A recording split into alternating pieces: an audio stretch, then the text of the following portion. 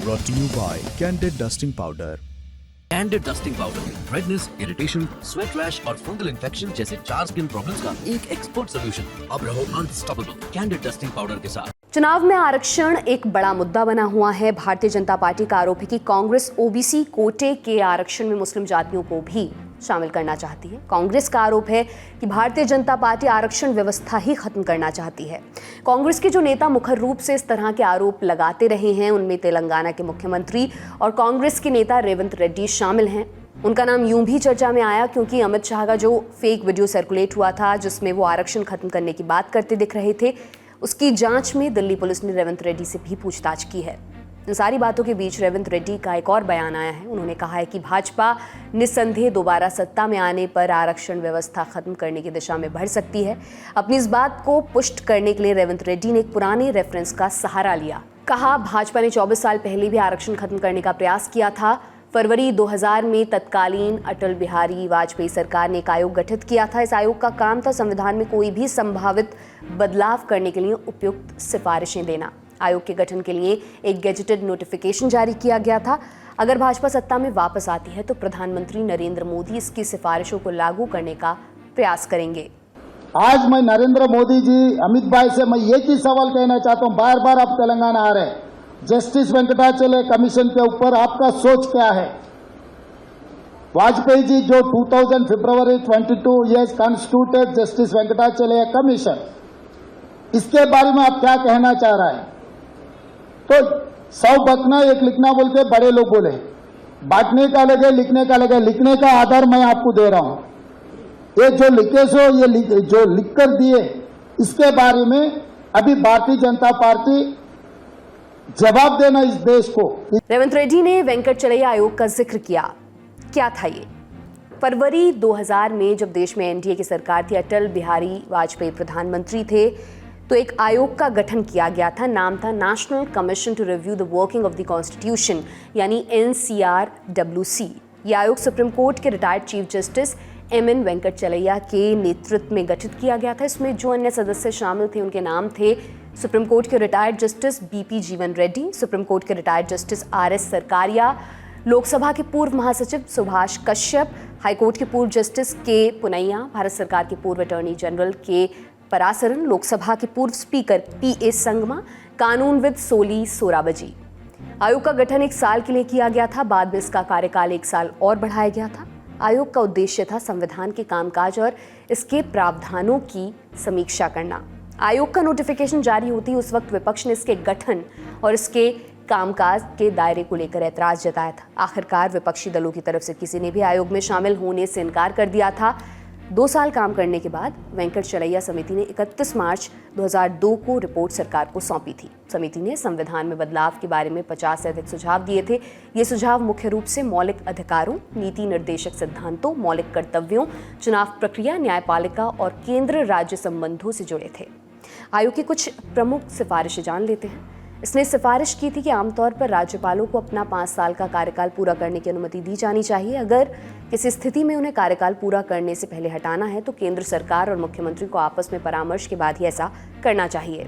आरक्षण न्याय अदालत के गठन की सिफारिश की गई थी। कहा गया था ये एक ऐसा ट्रिब्यूनल होगा जिसमें सरकारी नौकरी, पब्लिक सेक्टर, शैक्षणिक संस्थान आदि में आरक्षण से जुड़े विवाद जाया करेंगे। इसमें रिजर्वेशन फॉर द कास्टलेस की भी सिफारिश की गई थी। इसमें उन लोगों को शामिल करने की बात की गई थी जिनके माता पिता में से कोई एक SC/ST रहे हों और कोई एक नॉन SC/ST। आयोग ने न्यायपालिका में खासतौर पर सुप्रीम कोर्ट और हाई कोर्ट में SC/ST OBC के पर्याप्त प्रतिनिधित्व की भी सिफारिश की थी। विशेष रूप से वंचित और दलित समुदायों के लिए न्यायिक सुधारों का समर्थन किया था। आयोग की 58 सिफारिशों में से 40 से अधिक बड़ी सिफारिशें लागू ही नहीं हो सकीं।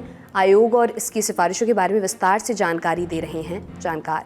जब वाजपेयी साहब की जब सरकार थी तब बहुत सारे सवाल उससे पहले आए थे, इमरजेंसी के टाइम पे, उसके बाद भी, कि कभी हमारे संविधान में कौन से सब संशोधन होने चाहिए। और 50 साल हो चुके थे 2000 में, तो क्या कॉन्स्टिट्यूशन को मॉडर्नाइज करना है तो क्या क्या संशोधन आने हैं, क्या करना चाहिए, क्या नहीं करना चाहिए। और वेंकटाचार्य साहब उसके जो चीफ जस्टिस साहब पहले रह चुके थे, तो वो उस कमीशन के अध्यक्ष थे। पर बाकी भी बहुत बड़े बड़े दिग्गज उसके मेंबर्स थे, जैसे जस्टिस बीपी जीवन रेड्डी, सोली सोराब जी, के परासरन, सुभाष कश्यप और कई लोग। तो उस कमीशन ने बहुत सारे संशोधन और संविधान में क्या संशोधन होने चाहिए, ऑर्डिनरी लॉज में क्या संशोधन होने चाहिए करके एक रिपोर्ट दिया था। पर उस रिपोर्ट पर ज्यादा काम उसके बाद हुआ नहीं है। और जो सब कॉन्स्टिट्यूशनल अमेंडमेंट्स जो सजेस्ट हुए थे, स्पेशली जैसे कि एक संशोधन था कि आर्टिकल 21 में ये लिखा जाना चाहिए कि किसी पर टॉर्चर नहीं होना चाहिए। तो ये जो सब थे रिकमेंडेशंस ही रह गए, रिपोर्ट सबमिट हुआ पर उस पे बाद में स्पेसिफिकली अमल में कुछ लाया नहीं गया। पर मुद्दे की बात ये है कि ये commission to review the constitution ने भी सिर्फ संशोधन ही सजेस्ट किए थे, उसने ये नहीं कहा था कि नया संविधान बनाइए। आपने वेंकटचलैया आयोग के बारे में जान लिया, अब ये भी जान लेते हैं इस आयोग और संविधान का नाम लेकर राजनीतिक मंचों पर क्या बात होती रही है। इसी आयोग का नाम लेकर रेवंत रेड्डी ने आरोप लगाए हैं कि भाजपा संविधान बदलना चाहती है। संविधान के कामकाज की समीक्षा करने के लिए वाजपेयी सरकार के समय इस आयोग का गठन तो किया गया था, लेकिन क्या संविधान के काम की समीक्षा करना और संविधान में किसी संशोधन की बात करना दोनों में अंतर है या एक ही है? क्योंकि संविधान में संशोधन तो एक विधायी प्रक्रिया है और देश के संविधान में 100 से अधिक संशोधन हो भी चुके हैं। इस पूरी बात को और स्पष्ट करने का प्रयास करते हैं, साथ ही समझते हैं कि संविधान में संशोधन और संविधान के कामकाज की समीक्षा दोनों में कुछ अंतर है या दोनों एक ही हैं। एक्सपर्ट से जानिए। देखिए, कॉन्स्टिट्यूशन को रिव्यू तो बहुत सारे लोग कर सकते हैं ना, जो पहले जजेस रह चुके हैं, जो पॉलिटिशियंस रह चुके हैं, सही कोई भी रिव्यू कर सकता है। लॉ स्कूल्स में रिव्यू होता है कि ये प्रावधान है, शायद ये प्रावधान अगर ऐसा भी बने तो बेहतर होगा। तो पर उसे अमेंड तो सिर्फ पार्लियामेंट कर सकता है, और कई प्रावधानों के लिए स्टेट्स की अनुमति भी जरूरी होती है। जब वो अमेंडमेंट पास होता है पार्लियामेंट में और स्टेट्स रेटिफाई करते, तभी कॉन्स्टिट्यूशन में बदलाव आता है। विपक्ष के कुछ अन्य नेता भी समय समय पर ये आरोप लगाते रहे हैं कि भारतीय जनता पार्टी संविधान बदलना चाहती है। भाजपा के कई नेता, कई मंत्री, कई जो चुनाव के उम्मीदवार हैं, जगह जगह में जाकर कह रहे हैं कि वो संविधान को बदलना चाहते हैं। वो सब कह रहे हैं कि हम संविधान बदलना चाहते हैं। मोदी जी जब मंच पे आते हैं तो कहते हैं कि ऐसी कोई बात नहीं है।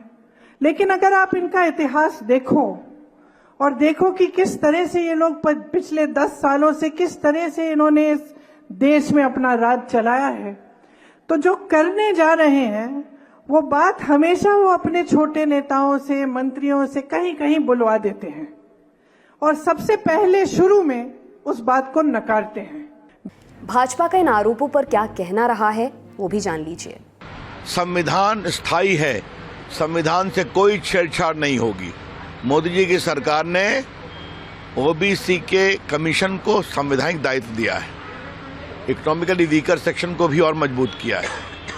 तो ये लोग इमरजेंसी लगाने वाले, एडिटर्स को जेल भेजने वाले, जेपी लालू जी को, नीतीश जी को जेल भेजने वाले क्या फालतू बात करते हैं। खैर, जब विपक्ष आरोप लगाता है तो उसका मतलब संविधान में संशोधन से कहीं अधिक इस बात से रहता है कि कोई पार्टी संविधान के मूलभूत ढांचे में बदलाव करना चाहती है। अब ये क्या है? 1972 में केरला सरकार ने 2 भूमि सुधार कानून बनाए। इनकी मदद से सरकार केशवानंद भारती के एडनीर मठ के मैनेजमेंट पर कई सारी पाबंदियां लगाने की कोशिश कर रही थी। केशवानंद भारती ने सरकार की इन कोशिशों को अदालत में चुनौती दी। उन्होंने संविधान के अनुच्छेद 26 का हवाला दिया, जो भारत के हर नागरिक को धर्म कर्म के लिए संस्था बनाने, उनका मैनेजमेंट करने, इस सिलसिले में चल और अचल संपत्ति जोड़ने का अधिकार देता है।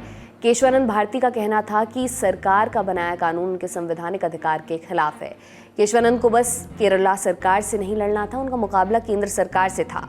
ये मामला केरला हाई कोर्ट से होते हुए सुप्रीम कोर्ट तक पहुंचा। चूंकि इस केस में संविधान संशोधन और मौलिक अधिकारों से जुड़ी बातें थी, इसलिए सुप्रीम कोर्ट ने इस मामले में 13 जजों की बेंच गठित की।